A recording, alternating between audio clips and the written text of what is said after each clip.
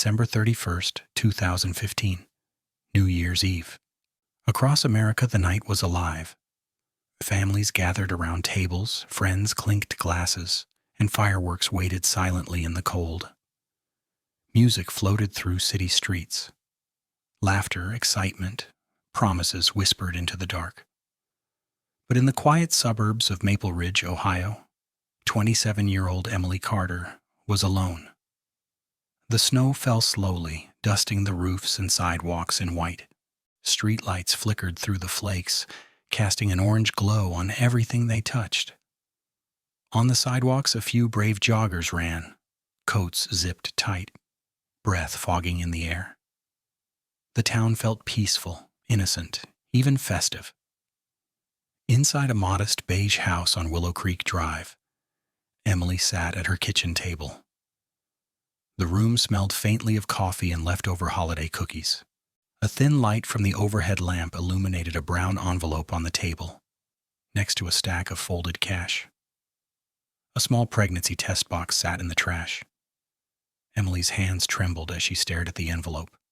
Her phone buzzed. Unknown number. A short message. We need to talk tonight, before midnight. Her chest tightened. Her eyes darted to the clock. 10:12 p.m.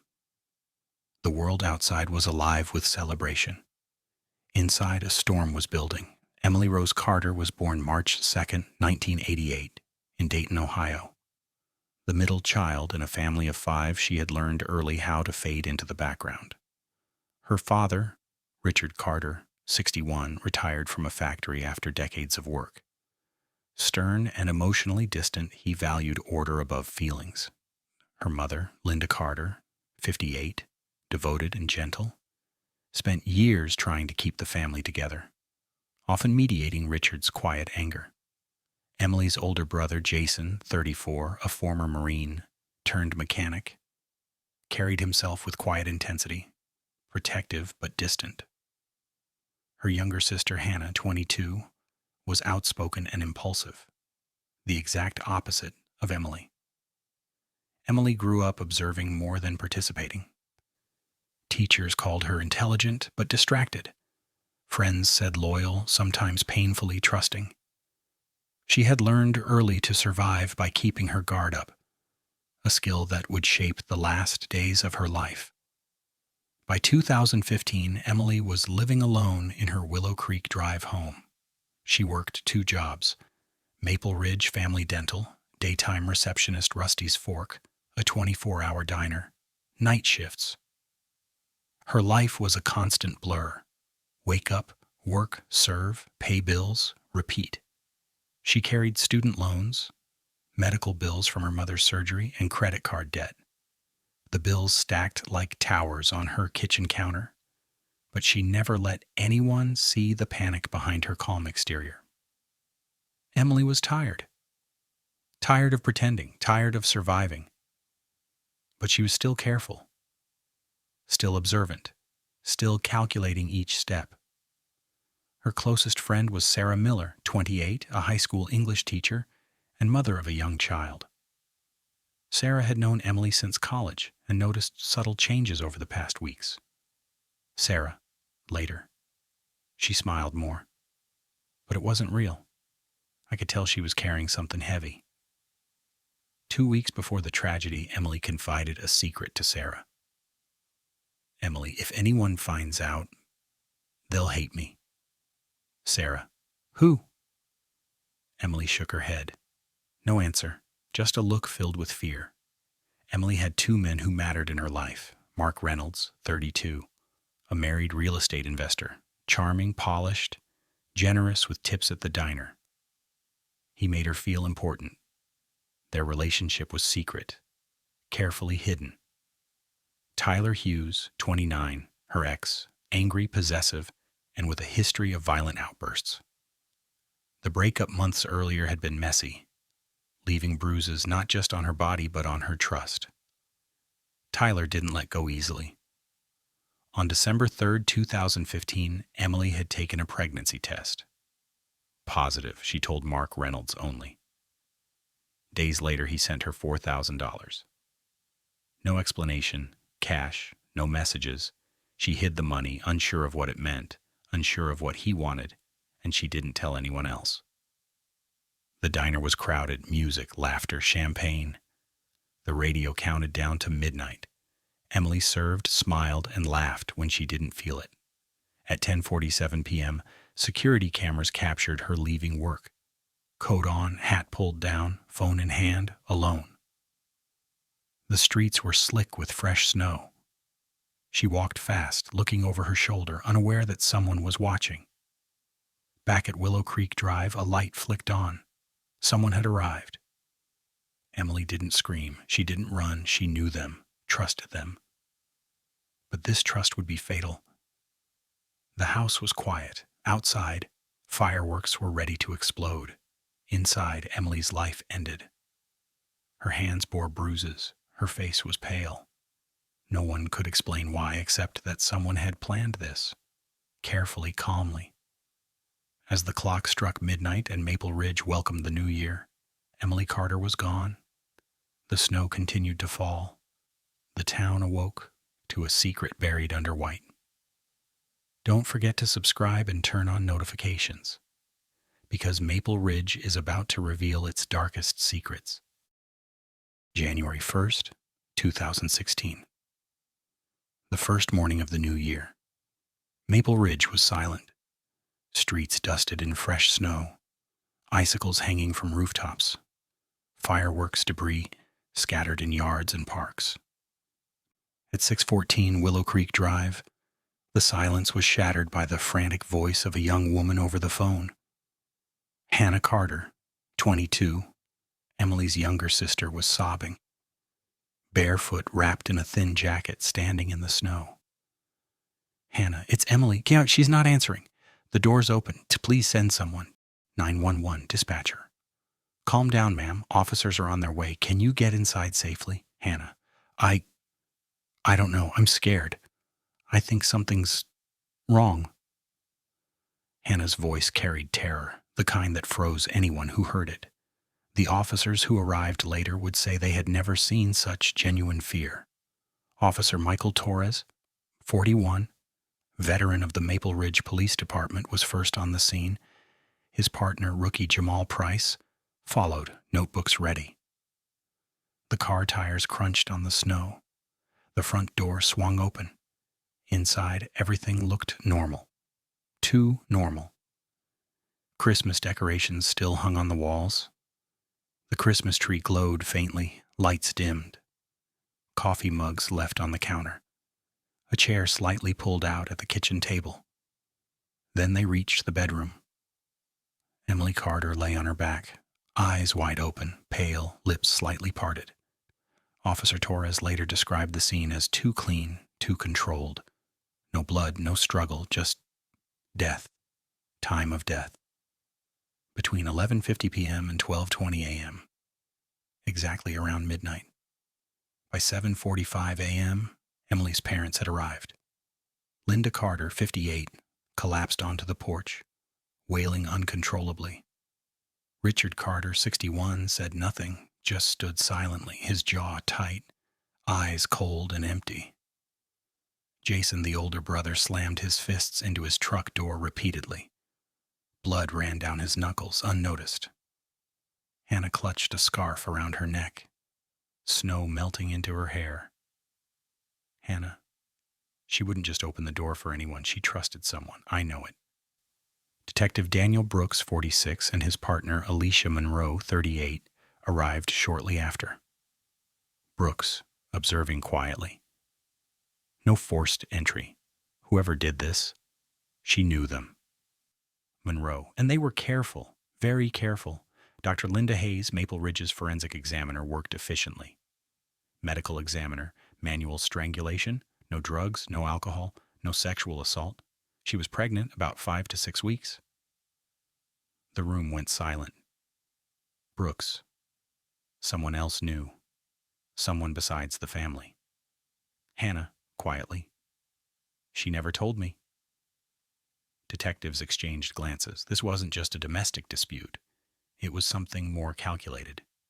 Detectives obtained Emily's bank records. 2 weeks prior, Mark Reynolds, 32, a married real estate investor, had sent her $4,000. Monroe. That's a lot of money for a tip or a favor. Brooks. Or hush money. Mark arrived at the station mid-morning, polished, confident, smiling faintly, oblivious to the panic in the room. Mark. I'm shocked. Emily was wonderful. Brooks. You sent her $4,000 2 weeks ago. Mark blinked. Mark. That was a repayment for something she helped me with. Monroe. She was pregnant. Mark's hand trembled slightly. He swallowed. Mark. I didn't know. I didn't know. Brooks, watching closely. Then why send the money in cash? Mark had no answer. Next, detectives visited Tyler Hughes, 29, Emily's ex. He was short-tempered, muscular, and carried the air of someone who didn't handle rejection well. Tyler. So now I'm a suspect? I loved her. Brooks. Where were you at midnight? Tyler. A party, plenty of witnesses. Monroe. You threatened her after the breakup. Tyler. Yeah, I was mad. That's not murder. But when pregnancy was mentioned, Tyler froze. Tyler. She wasn't supposed to get pregnant. Brooks. Did you know about this? Tyler, shaking. No, I swear. Detectives interviewed Sarah Miller, Emily's closest friend. Sarah. She told me she was scared. Someone was pressuring her. Someone she trusted, but she didn't say who. Monroe. Did she mention money? Sarah. She had some cash, but she didn't say why. She only said, I can't let anyone find out. Detectives began to see a pattern: money, secrecy, and fear. 10 days later, a man named Rick Sanders, 35, walked into the police station claiming responsibility. Rick. I did it. I killed her. Brooks. Why? Rick. She rejected me. I lost control. Monroe. Where were you? Rick's DNA did not match the hair found under Emily's fingernails. His alibi checked out. A diversion. The detectives realized the killer was someone else, someone close, someone Emily trusted. Emily had been meeting someone in secret. Phone records, deleted texts, and bank withdrawals suggested she was paying for something, or being paid off. Security footage from Maple Ridge Park showed her meeting a man in a dark hoodie multiple times in the weeks before her death. Linda Price, neighbor. He walked fast, face covered, always looking around. She didn't seem scared, but I think she should have been. Detectives realized Emily's secret life was about to expose the person who killed her. Late one night, Brooks received lab results from the hair under Emily's fingernails. Brooks. DNA match. It's someone we didn't expect. Someone she trusted. Monroe. Someone close. The night after Emily Carter's death, Maple Ridge felt different. The snow still lay thick across the streets, muffling footsteps. The festive cheer of New Year's Eve had disappeared, replaced by quiet fear and suspicion. Detective Alicia Monroe sat in the Maple Ridge PD, staring at Emily's phone records. One message, sent hours before her death, caught her attention. Meet me tonight. I can't let them know. Bring the money. Her eyes narrowed. Monroe, to herself. Bring the money. Who are you meeting, Emily? Detective Daniel Brooks leaned over her shoulder, scanning the encrypted messages. Brooks. She was careful, whoever this was. They didn't want to trace. Emily Carter had a secret life, one that no one knew except, perhaps, the person who killed her. Monroe and Brooks divided the work. Brooks interviewed friends and family. Monroe traced Emily's digital footprint. They discovered multiple encrypted messages on WhatsApp from unknown numbers, each message carefully timed and deleted after reading. Monroe. These aren't casual contacts. Someone went to a lot of trouble to communicate secretly. Brooks. And the last message? The one sent 6 minutes before she left Rusty's Fork? It had a location ping. Someone was tracking her. Monroe. This was planned. Emily's killer didn't act in haste. Every step was calculated. Detectives returned to Sarah Miller, Emily's closest friend. Sarah, visibly anxious. I told you everything I know. I don't know who she was meeting. Monroe. Sarah. Are you hiding something? Sarah hesitated, glancing at the corner of the room. Sarah. Emily mentioned someone. Only in person. Not on phone, not in text. She trusted him. Too much. Brooks. Where? Sarah. Sometimes at Willow Creek Park or the old Maple Ridge Library after hours. That's all I know. Emily's secret meeting places became the first real clue in a tangled mystery. The detectives visited Willow Creek Park, a small public park with snow-covered benches and frozen pond surfaces. The morning sun reflected off the ice, blinding in places. Brooks. To a jogger, 43-year-old Linda Price. Did you see anyone suspicious that night? Linda. I saw her meeting a man, dark hoodie, scarf over his face. He moved fast. She didn't seem afraid, but there was something cold about him. Monroe. Can you describe him further? Linda, broad shoulders, tall. He didn't linger. He looked calculated.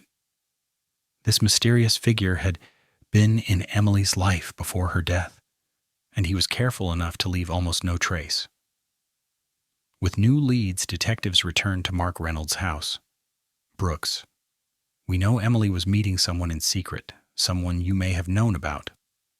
Mark. Defensive.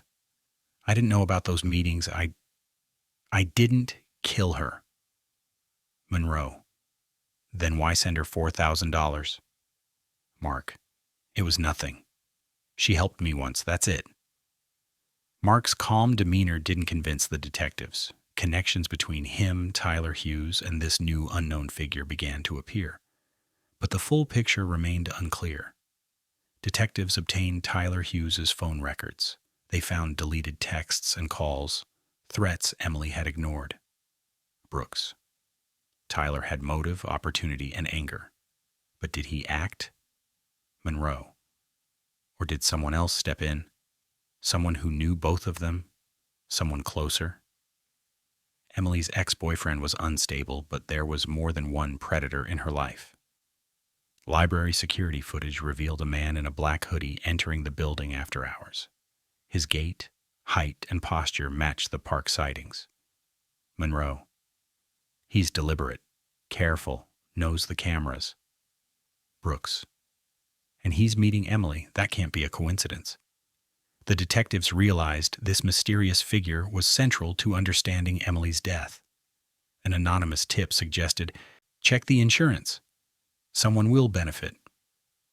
The lead traced to a disgruntled neighbor with no connection to Emily.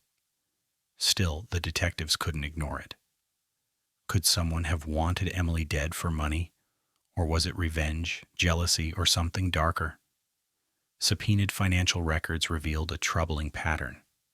Frequent cash withdrawals leading up to her death. Brooks. She was gathering cash. For who? Monroe. And someone knew. Someone followed her every step. Emily's careful secrecy was no match for someone who had been planning this murder for weeks. Late one night, Brooks received a lab report. Dr. Hayes. Detective Brooks, we have a match. Hair under her fingernails. DNA is identified. Brooks, heart racing. Who? Dr. Hayes. It's someone very close to her. Someone she trusted completely. Make sure to subscribe and turn on notifications, because the truth about Emily Carter is about to come out, and no one is innocent. January 6th, 2016. 5 days after Emily Carter's death. Maple Ridge was blanketed in snow, silent except for the crunch of Detective Daniel Brooks' boots on the police station's parking lot. Dr. Linda Hayes, the forensic examiner, was waiting with a report in hand. Dr. Hayes, Detective Brooks, we have a DNA match from hair under Emily's fingernails. Brooks, leaning in. Who? Dr. Hayes. It belongs to Jason Carter, her older brother. Jason Carter, 34, Marine veteran, protective of his family, loved Emily more than most. And now, the evidence suggested he might have killed her. Monroe froze in disbelief. Monroe? This can't be right. He's family. Brooks. The DNA doesn't lie. We have to confront him. Jason Carter sat in the interrogation room, hands folded, eyes sharp but weary. Brooks. Jason, Emily is dead. Your sister. Her DNA was found under her fingernails. Your DNA. Jason's eyes widened. Jason, that's impossible. I loved her. Monroe, cutting him off. Then explain this. Jason ran his hands through his hair, jaw tight. Jason, she was scared. She was meeting someone dangerous. I followed her that night. I wanted to protect her, and I didn't mean Brooks. But she's dead. You were there. Jason broke down, tears streaming. Jason, I only meant to scare him. The guy she was meeting, I didn't kill her. The confession was half truth, half panic. Detectives now had to untangle what Jason actually did and who the mysterious figure really was. Monroe had pieced together Emily's movements. She had been meeting a man in a dark hoodie at Willow Creek Park, Maple Ridge Library, and once at a small abandoned warehouse near the edge of town. Emily carried cash in her bag. Monroe. She wasn't paying for a favor. She was paying for silence. Brooks and Jason tried to intervene. Too late. Emily's killer was clever, patient, and knew exactly how to manipulate her fear. Detectives returned to Mark Reynolds and Tyler Hughes. Mark's initial alibi checked out, but his hands still shook when discussing Emily. Tyler maintained his party alibi. Monroe. The DNA and Jason's confession leave us with one person. The man she trusted. Brooks. Someone she invited in, someone she met with privately. Detectives visited the abandoned warehouse, covered in graffiti and snow. Broken windows. Rusted beams. Brooks. This is where she was meeting him. Alone. Monroe. And Jason followed her here that night. Footprints in the snow suggested two people, one Emily-sized, one taller. They ended abruptly near a broken crate. The warehouse revealed the first real clue. Someone had been planning, watching, and waiting for Emily. Security footage from Rusty's Fork confirmed Emily leaving at 10:47 p.m. on December 31st. She walked fast, head down, phone in hand. Someone followed her. Too careful to be seen, too close to be coincidence. Monroe. This wasn't random. This was targeted. Brooks. And Jason, thinking he could protect her, got too close. Monroe cross-referenced Emily's phone and banking activity. Emily had sent $1,200 cash to the same unknown number just 2 hours before leaving the diner. Monroe. The person she met was being paid, and she trusted him. Brooks. And she was scared enough to hide it from everyone. Emily's fear wasn't imagined. It was justified. Her killer was not a stranger. He was calculated, patient, and had infiltrated her life completely. A neighbor mentioned a black SUV parked near Willow Creek Drive the night of her death. The license plate was partially visible. Brooks. Cross-reference that with the registered owners. It came back as Private Investigator Peter Hale, 37, a man with no obvious connection. Yet, Monroe. Could he be the man Emily trusted? The pieces were coming together, but no one expected the shocking twist waiting in Peter Hale's files. Hannah Carter was interviewed again. Hannah. Jason. He loved her. He wouldn't hurt her. But she was afraid of someone she wouldn't tell us about. Monroe. And she trusted him enough to meet him in secret, right before she died. Brooks. We now know she wasn't alone in this. The killer had to be someone with access to her. someone she let inside her life. Late that night, Detective Brooks reviewed Peter Hale's private files. Brooks, voice low to Monroe. Look at this. Photos, notes, tracking Emily's every move for weeks. Monroe. He was following her, watching her. January 10th, 2016. Maple Ridge Police Department. Peter Hale, 37, private investigator, walked into the interrogation room. Well-dressed, confident, with a calm demeanor that made people trust him immediately. But his eyes were calculating, every movement measured. Detective Brooks leaned forward. Brooks. Peter Hale. You were following Emily Carter in the days before her death. Peter smirked faintly. Peter, I was hired to keep an eye on her, nothing more. Monroe, voice sharp. By whom? Peter's smirk faltered. He paused. Peter, I can't say. Confidential client request. Brooks. You tracked her every movement. You knew where she went, who she met. You even recorded meetings at Willow Creek Park and the library. Why? Peter leaned back. Peter, I'm a professional. I collect information. I don't judge, and I don't kill. Monroe. Then why was your SUV seen near her house the night she died? Peter's eyes flicked to Brooks. Calm, but tense. Peter. Coincidence, I was passing by. Detectives already knew this wasn't coincidence. Peter Hale was hiding something. Back at the station, Monroe and Brooks reviewed the files Peter left behind. Notes on Emily Carter. Phone logs, financial transactions, meeting schedules. Photos from the park, library, and abandoned warehouse. Brooks shook his head. Brooks. This isn't just surveillance. Someone paid him to control her life. Maybe to manipulate her. Monroe. Look at this. He documented her interactions with Mark Reynolds and Tyler Hughes. He knew about the pregnancy before anyone else. Emily's life had been meticulously observed, and every secret she tried to hide had been recorded. Monroe analyzed the financial records again. Monroe. Mark Reynolds sent $4,000. Tyler Hughes had been calling her obsessively, and Peter, he's been hired by someone. Brooks. Someone wanted Emily monitored and scared. The detectives were close. They realized Emily's murder wasn't random. It was planned, motivated by secrets, money, and fear. Monroe found something in Peter's notes, an alias. Monroe. Look at this. Client RM. Brooks. RM. Mark Reynolds. Monroe.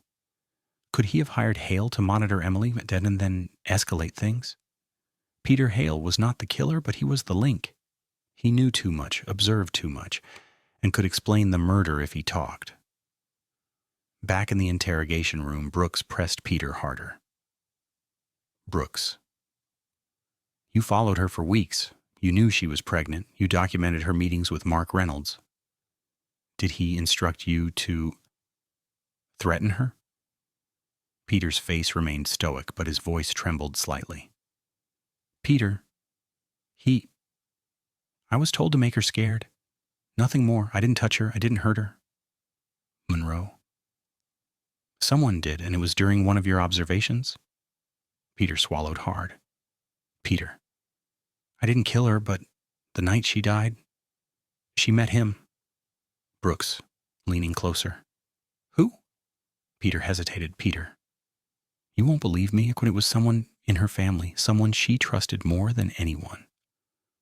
The twist was chilling. Emily's death was not just about money or jealousy. It involved trust, betrayal, and a deadly plan that no one saw coming. Detectives returned to the Carter household. Monroe. Emily was killed by someone she trusted, someone close. Richard Carter, stern and silent, maintained his composure. Linda Carter sobbed quietly in the corner. Hannah, shaking. It has to be someone outside the family. It just has to. Brooks. We're not ruling anyone out. But we know this. Emily never fought back. She didn't scream. She let the killer in. The killer had to be someone Emily believed would protect her, someone she welcomed into her home. Monroe discovered a hidden draft on Emily's phone. A message never sent. I don't know who to trust anymore. I'm scared. If anything happens to me, it's not an accident. Brooks. She knew something was coming. She feared the worst. Monroe. And she was right. Emily had sensed danger, but she didn't know it would come from someone closest to her, someone she loved. Peter Hale revealed one last thing. A handwritten note Emily had left in the abandoned warehouse. If anything happens, the truth is in the photos and the accounts. Trust no one but the files. Brooks. She tried to leave evidence. Someone tried to control her, and someone else ended her life. Monroe. The files. They might point to the killer. The detectives were now following the trail Emily had left herself. Every secret, every meeting, every hidden payment became a piece of the puzzle. Monroe noticed a pattern. No forced entry, no struggle, strangulation, careful surveillance. Monroe. The killer knew her habits, knew who she met, and used her trust against her. Brooks. Someone close, someone she wouldn't suspect. Maple Ridge seemed peaceful, but the murderer was still walking free. And Emily's secret life was about to expose the truth. That night, Brooks reviewed Emily's financial records again. A hidden transaction appeared, one that hadn't been noticed before. Brooks. Look at this. She transferred $2,500 just hours before her death. Monroe. To whom? Brooks. To someone in the family. The revelation would shock Maple Ridge. Detectives would confront the family, expose lies, and reveal the deadly motive that led to Emily Carter's death. January 12th, 2016. The snow had stopped falling, but Maple Ridge still felt cold, bitter, and silent. Detectives Daniel Brooks and Alicia Monroe returned to 614 Willow Creek Drive, the Carter home. The family was tense, wary, their grief mixed with suspicion. Brooks. We know the killer is someone Emily trusted, someone close. Linda Carter, tearful. It can't be. It just can't. Hannah. It's not one of us. You have to believe me. Brooks. We're not ruling anyone out. We need to understand her life. The people she met, the money she handled, the secrets she kept. The tension in the room was thick, as if the walls themselves were holding their breath. Jason Carter sat stiffly in the living room, hands trembling. Brooks. Jason. We found your DNA under her fingernails. Jason. Defensive, voice shaking. I followed her that night. I wanted to protect her. I didn't kill her. Monroe. Then explain the bruises around her neck. Jason broke down, his voice almost a whisper. Jason. I confronted him. The man she met. I grabbed him. She struggled. I panicked. He ran. That's it. I swear. Brooks. You were there. You let him in. You interfered. Jason's confession revealed one crucial fact. Emily's killer was someone outside the immediate family. But Jason had been too close, trying to intervene, and left evidence of struggle. Monroe reviewed Emily's financial transactions again. She had been sending money to an unknown account, hours before her death. Monroe. This wasn't for Mark Reynolds, not Tyler Hughes, someone else, someone inside the family circle. Brooks. The question is, who had motive and access? Emily's careful secrecy had one flaw. Someone she trusted was watching her, and the money transfers were a breadcrumb trail to the killer. Linda Carter, Emily's mother, finally spoke. Her voice was low, trembling, almost inaudible. Linda. Emily, she told me she was afraid of someone. In the family. Hannah, shocked. What? Mom, who? Linda, she wouldn't say, she just said, if anything happens, it won't be an accident. Monroe. She knew her life was in danger, and she was trying to warn someone. Brooks. But whom? The mother's words suggested a deep, hidden tension within the family, a secret Emily had discovered too late. Detectives learned that Jason and Emily had argued months before her death, not about trivial matters, but about money, inheritance, and her independence. Monroe. Jason was protective, but also jealous. Brooks. And when Emily got pregnant, it escalated everything. Emily's pregnancy had become the catalyst, a secret she kept from most, but one that drove fear, manipulation, and ultimately murder. Piecing everything together, detectives confronted the family with the shocking revelation. Brooks. Emily was killed over money and control. She was planning to leave Maple Ridge, take her child, and sever ties with someone who felt entitled, someone close enough to manipulate and threaten her. Linda, horrified. Who would do this? Monroe.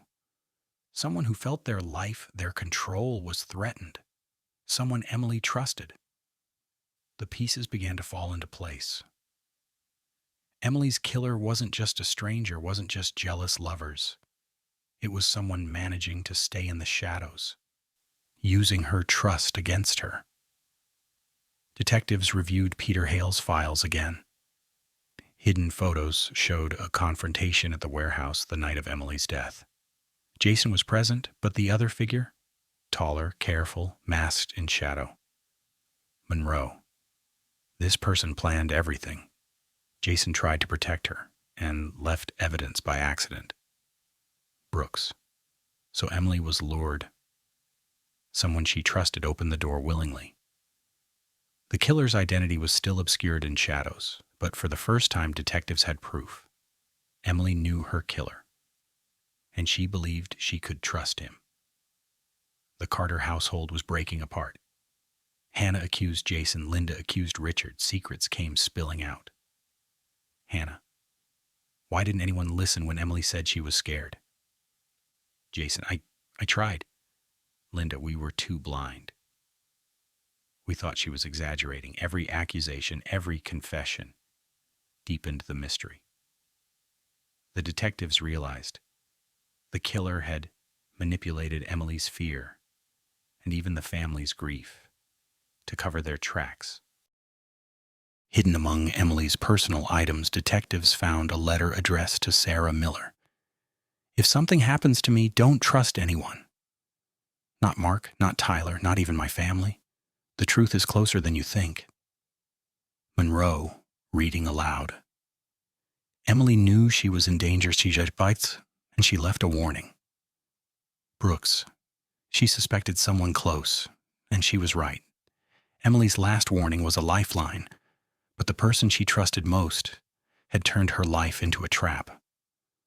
That evening, Brooks received Peter Hale's final note. Check the hidden account. The money, the transfers, it all points to the person who thought they could control her life. Emily's killer is still watching. Monroe. It's all here. The money, the meetings, the threats. We just need to connect the dots. January 15th, 2016. Maple Ridge remained quiet under a thick layer of snow, but inside the police station the atmosphere was tense. Detective Alicia Monroe was poring over Emily Carter's bank transactions. A suspicious account, previously overlooked, stood out. Multiple $500 to $2,500 transfers in the weeks leading up to her death. Monroe. These weren't casual withdrawals. Someone was being paid, or someone was being controlled. Brooks. Cross-reference the account with known associates. Who had access? The investigation was beginning to reveal the final pieces of Emily's secret life and the person who had orchestrated her death.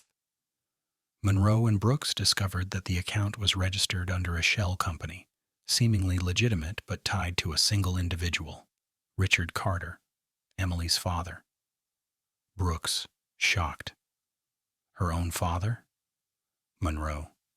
It fits. He had motive, control, fear of losing influence, and the financial means to manipulate her. Richard Carter had always appeared stern but loving. The truth was far darker. His controlling nature, combined with fear of scandal, had driven him to extremes. Detectives visited the Carter residence, snow crunching beneath their boots. Richard Carter sat in his living room, hands folded, expression calm but tense. Brooks. Richard, the hidden account, transfers to Emily's meetings. Did you orchestrate this? Richard's calm mask cracked. Richard. I wanted to protect the family. I didn't want her making mistakes, but I never wanted her dead. Monroe. Someone is dead. Emily is dead. And this account proves you were involved in the surveillance, the payments, the pressure. Richard, voice rising, panicked. She was my daughter. I was trying to guide her. The perfect fatherly facade shattered. Maple Ridge had never seen Richard Carter like this. Calm, composed, and then unraveling under scrutiny. Peter Hale confirmed his involvement as an observer, but insisted he had no role in the murder itself. His files, however, pointed to Jason Carter as a witness and someone who had unintentionally escalated the situation. Brooks. Jason tried to intervene. But who killed Emily? Monroe. Look at the warehouse photos. The masked figure, the financial control, the secret meetings. Emily's death was the result of a deadly combination: fear, control, secrecy, and manipulation from within her own family. The killer had exploited her trust, her independence, and her hope for a normal life. Jason Carter was brought in for another round of questioning. Jason. I didn't kill her. I followed her to protect her. Brooks. Then explain the struggle at the warehouse. Your DNA under her fingernails, the bruises. Jason's voice trembled. Jason, I panicked. Richard's man, was there. Emily struggled. I tried to stop it. I swear. Monroe. Who? Jason, I don't know his name. Richard. He said he'd handle it. I didn't know what that meant. The puzzle was coming together. Emily had been lured, manipulated, and ultimately murdered by someone she trusted. And her own family's obsession with control had played a deadly role. Monroe discovered emails and hidden messages on Emily's computer. Discussions about leaving Maple Ridge, conversations about pregnancy and fear of exposure, references to financial pressure and manipulation. Monroe. She tried to leave, but the financial and emotional pressure made it impossible. Brooks. And the person orchestrating it all had access. Enough to plan her murder carefully. Emily's killer had combined control, secrecy, and calculation, ensuring she would have no escape. Monroe traced one final clue: a money trail linked to a trusted family attorney who had acted on Richard's instructions. Brooks. This attorney set up payments, monitored her movements, and ensured she complied with Richard's demands. Monroe. But someone crossed the line. Someone acted violently. The combination of Richard's control, Jason's intervention, and a hired observer had created the perfect storm that ended Emily Carter's life. Revisiting Emily's notes, detectives pieced together her fear. If anything happens, don't trust anyone. The truth is closer than you think. The money, the meetings. Someone I love will betray me. Brooks. She suspected the wrong person in some ways, but right about the danger. Monroe. And now we have to untangle who pulled the trigger. Emily's last days were filled with fear, but also foresight. Her warnings were real, but no one could prevent the tragedy. Richard Carter was confronted with every piece of evidence: bank accounts, secret surveillance, and Emily's communications. Richard, breaking down. I never wanted her dead. I only wanted control. To protect her. To protect the family name. Brooks. But your obsession created the circumstances that led to her death. Monroe. Your manipulation and Jason's panic made this a perfect storm. Emily's death was a combination of fear, control, secrecy, and fatal timing.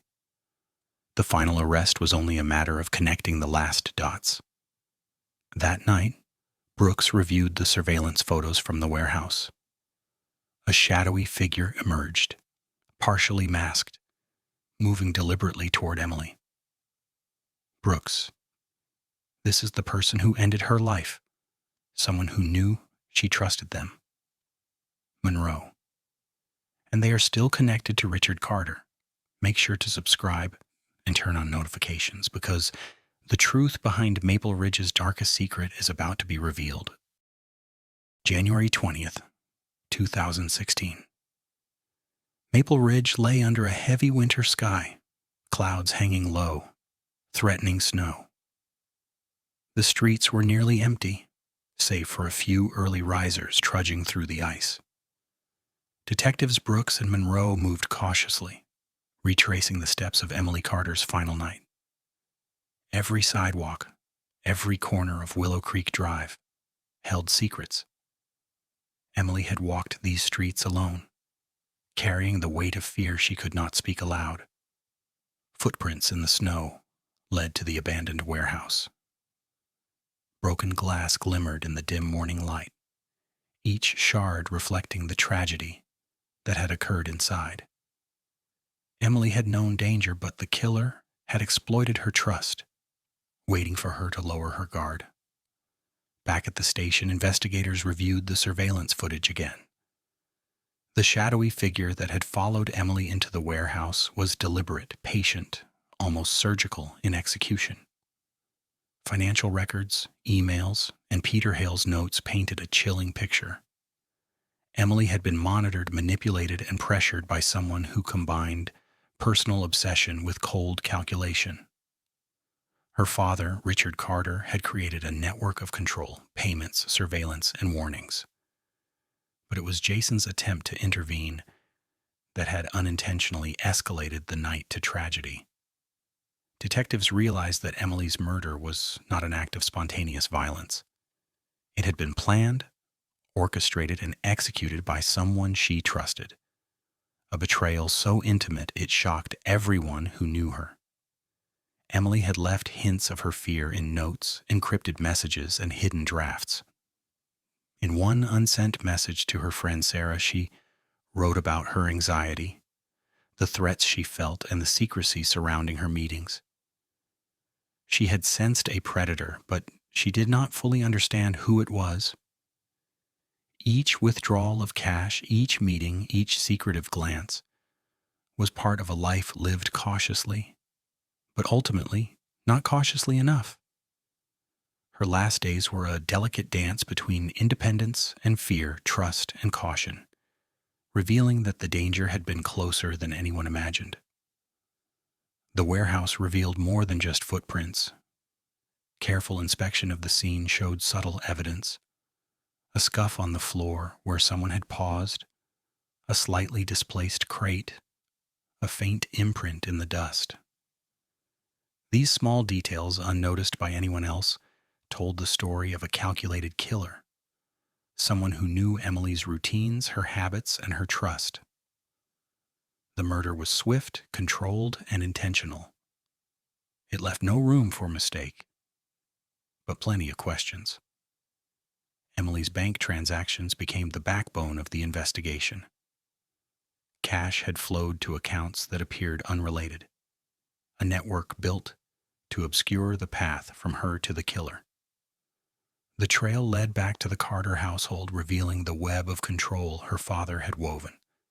But the final act, the murder itself, required someone else's hands, someone who could act with both access and secrecy.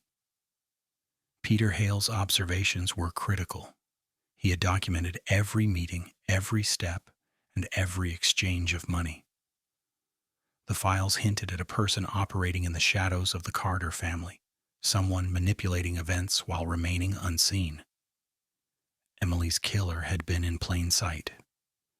They had played the perfect role, trusted, benign, and invisible. But for investigators, the pattern was unmistakable. They only needed to connect the financial, emotional, and physical evidence to expose the truth. A meticulous review of warehouse photos revealed something crucial: a shadow standing behind Emily, just as she approached the crate. The figure's height, posture, and movement suggested familiarity. A person who knew her well enough to anticipate her reactions. Cross-referencing this with the financial trail and family dynamics, the detectives realized the shocking reality. Emily's death had been engineered by someone she loved and trusted.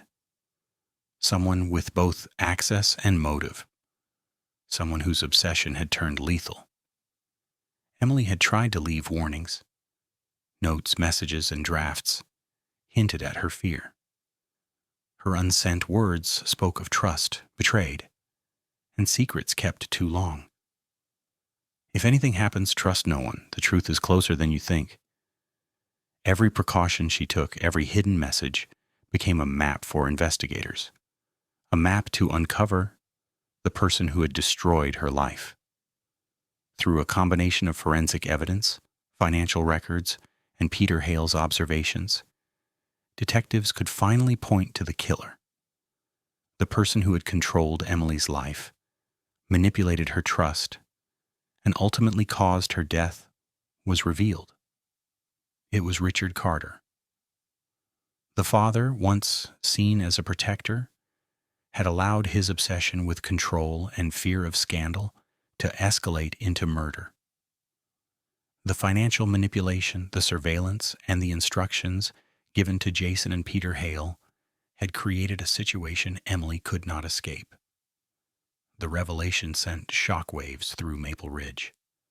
A father driven by fear and control had become the orchestrator of his daughter's death. Richard Carter's arrest was imminent, but questions remained. How had he ensured no one else interfered? Could Jason ever forgive himself for his role in the events that led to Emily's death?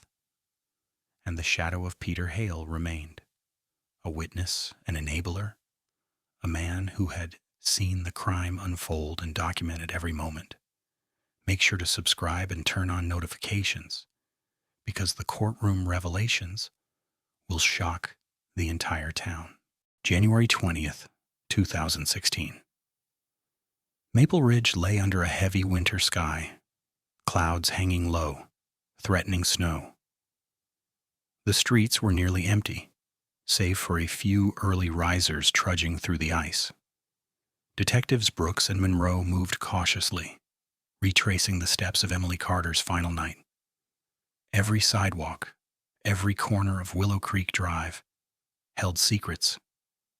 Emily had walked these streets alone, carrying the weight of fear she could not speak aloud. Footprints in the snow led to the abandoned warehouse. Broken glass glimmered in the dim morning light, each shard reflecting the tragedy that had occurred inside. Emily had known danger, but the killer had exploited her trust, waiting for her to lower her guard. Back at the station, investigators reviewed the surveillance footage again. The shadowy figure that had followed Emily into the warehouse was deliberate, patient, almost surgical in execution.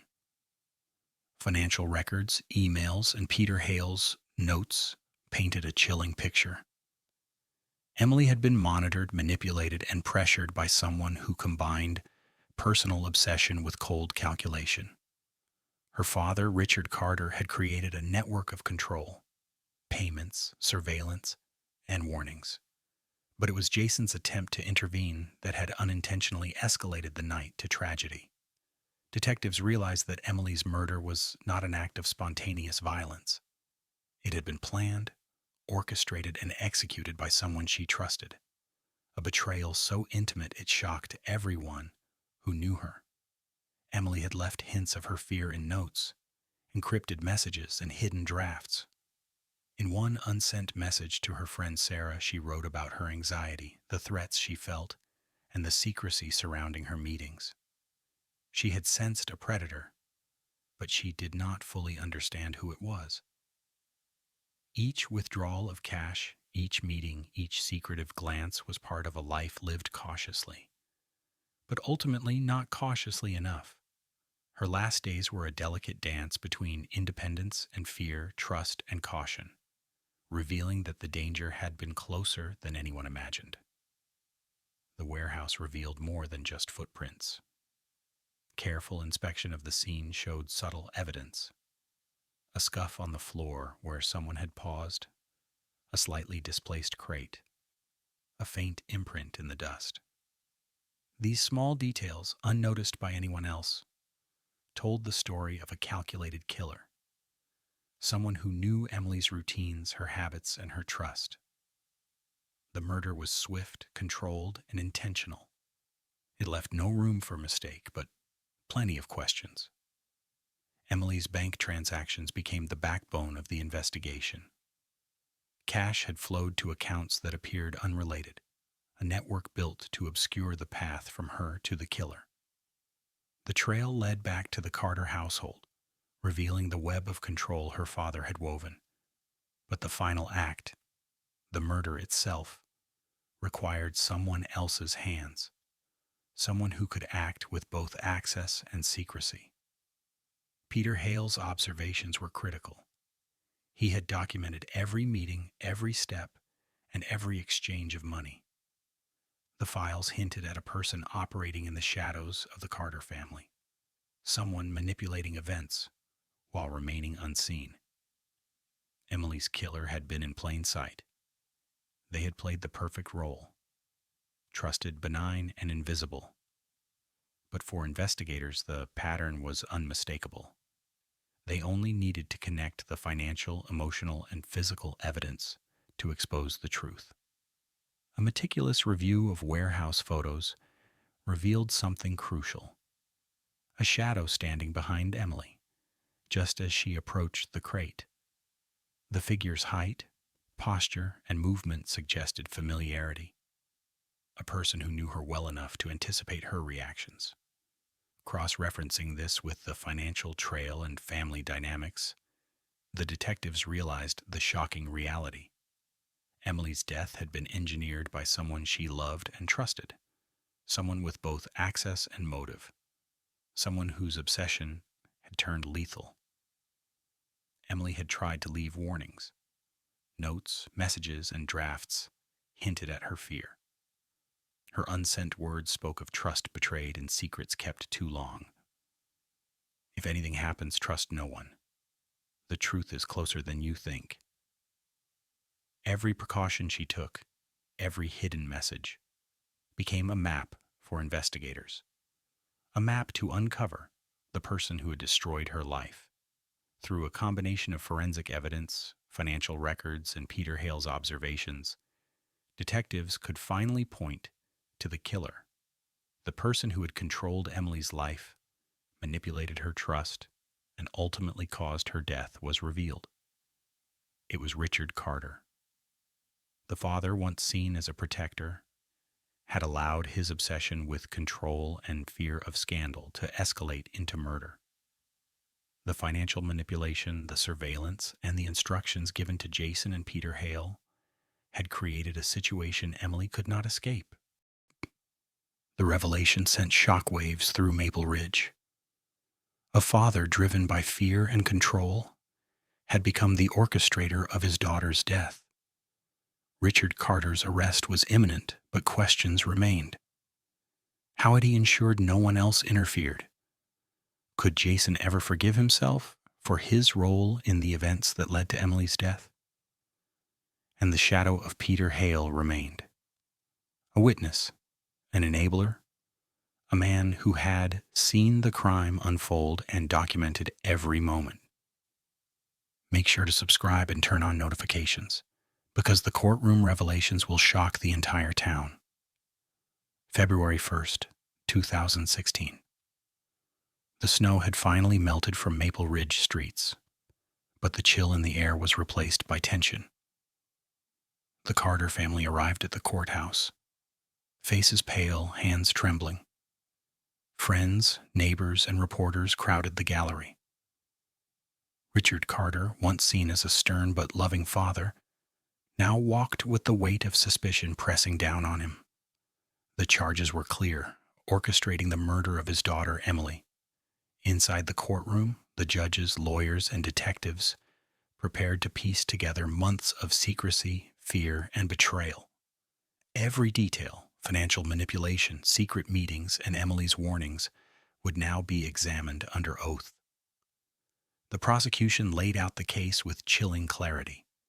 They presented Emily's notes, unsent messages, and drafts, evidence of her growing fear and awareness of danger. If anything happens, trust no one. The truth is closer than you think. Each phrase read aloud painted Emily not as passive, but as a victim aware of her peril, her life manipulated by someone she trusted the most. Peter Hale's testimony was crucial. He described his observations, Emily's movements, the meetings she attended, and the cash she transferred under duress. Every photo, every note, and every detail painted a portrait of a young woman ensnared by a father's obsession. Bank records were shown, revealing the flow of money from Emily's secret account to shell accounts tied to Richard Carter. Payments for surveillance, manipulations, and control, all orchestrated to maintain fear and dependency. The courtroom murmured as the prosecution outlined the plan. The financial control created an environment where Emily could not escape, ultimately making her vulnerable to the fatal events at the warehouse. The prosecution emphasized the deliberate nature of the crime. This was no impulsive act. It was meticulous, planned, and executed with precision. Hannah and Linda Carter were called to testify, revealing the hidden tensions within the family. Accusations of favoritism, control, and manipulation surfaced, exposing years of emotional strain. Jason Carter's testimony described his panic and interference at the warehouse. He tried to protect Emily, but his actions unintentionally escalated the situation. He explained his fear, his love, and his helplessness in the face of his father's orchestration.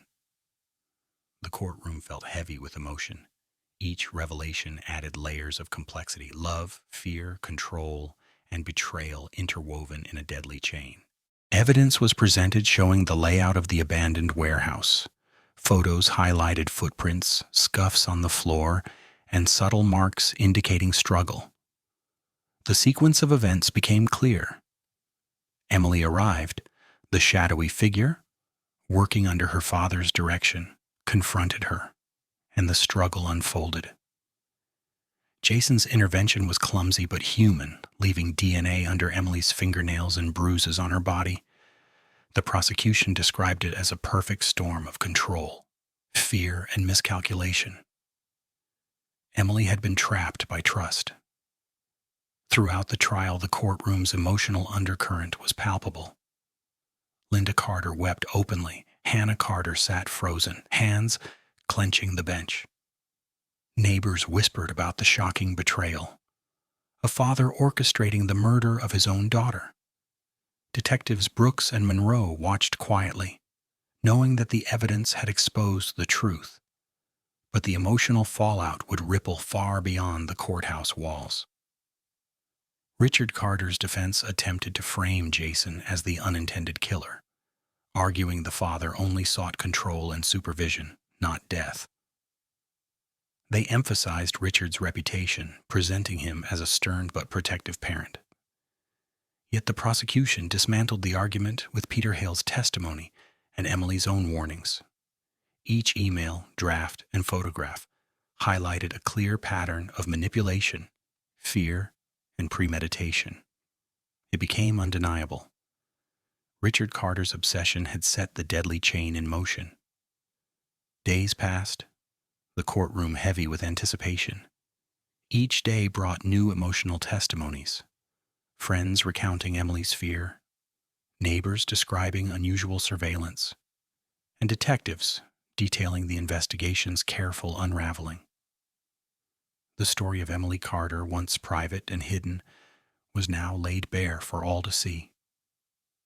Her fear, her efforts to escape, and the betrayal by someone she trusted became undeniable.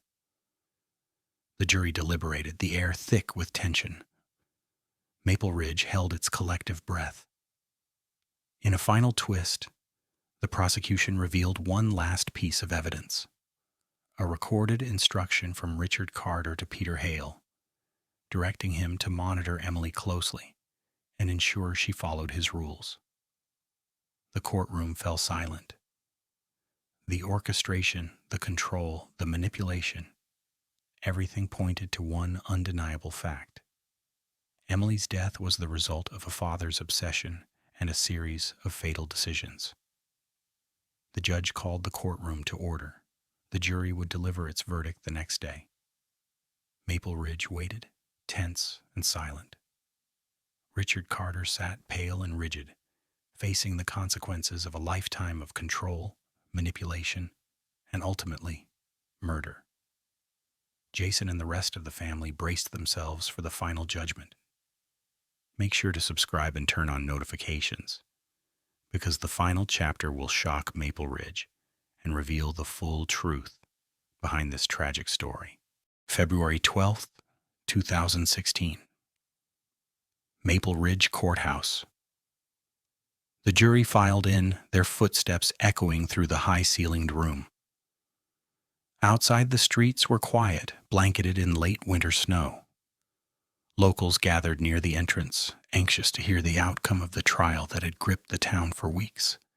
Inside, Richard Carter sat stoically, though the tension in his shoulders betrayed the anxiety beneath.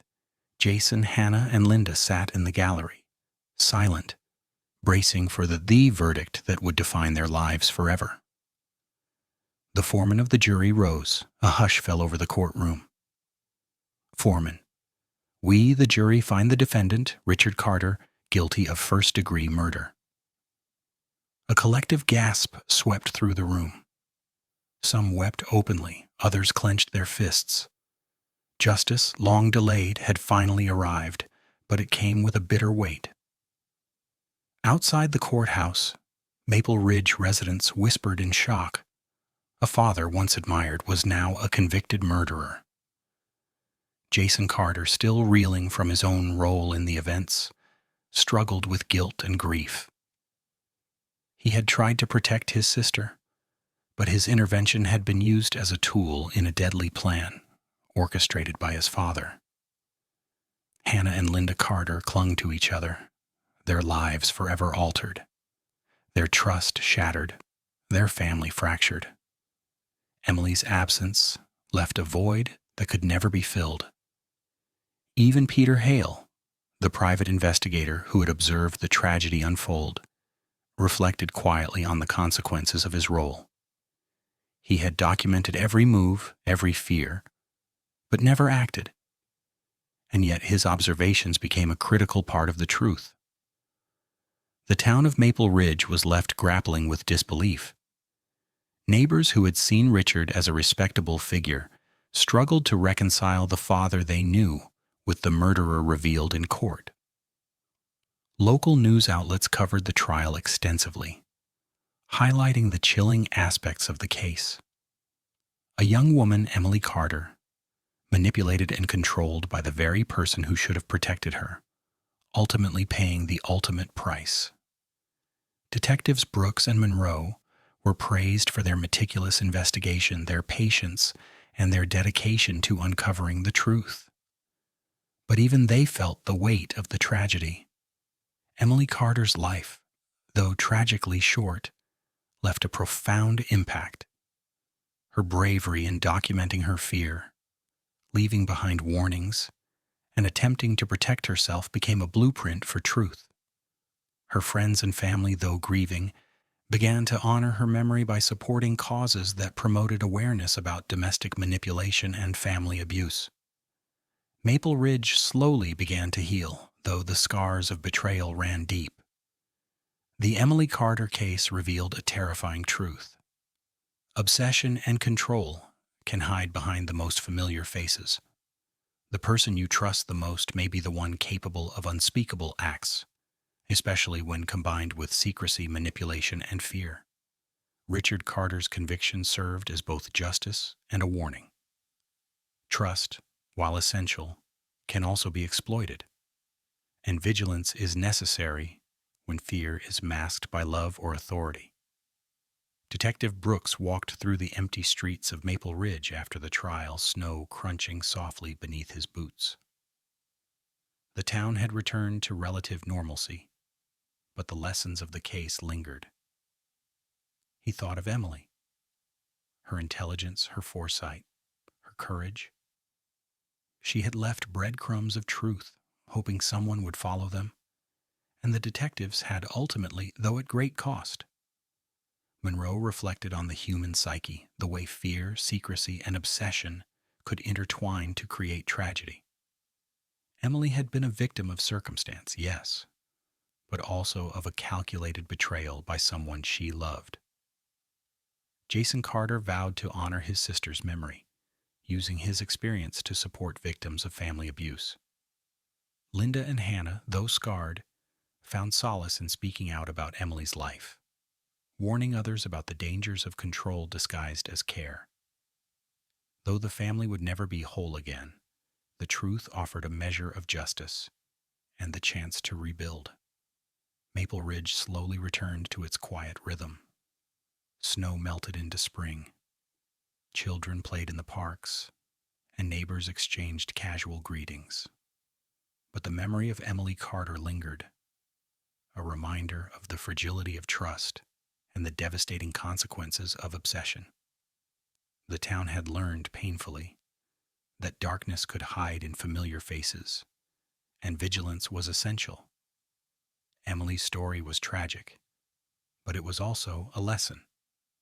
Her courage, her foresight, and her attempts to protect herself became a legacy, teaching Maple Ridge and everyone who heard her story that even love can be manipulated into something deadly. The detectives closed the case files, knowing justice had been served, yet understanding that Emily's story would live on as a cautionary tale.